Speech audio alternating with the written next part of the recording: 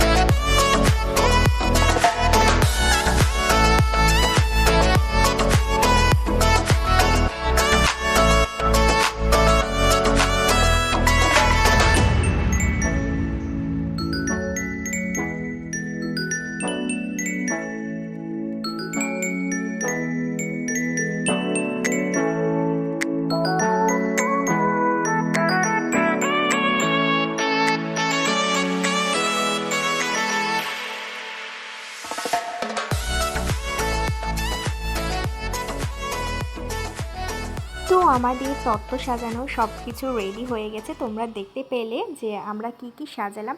দেখো, এখনও সাজানোর কিন্তু অনেক কিছু ছিল, তোমরা যে যা পারো সে সেরকমই সাজাবে। আমাদের যতটুকু ক্ষমতা ততটুকুই আমরা দিলাম। তো চলো ফাইনাল লুকটা দেখাই। এটা হলো পরের দিন সকালে কি কি নিয়েছে দেখে নাও। নিয়েছে মাছ আর যেগুলো যেগুলো সাজালাম, সাথে ছিল দই আর মিষ্টি, যেটা আমি রং করেছিলাম। তো তোমাদের ভিডিওটা কেমন লাগলে অবশ্যই জানিও।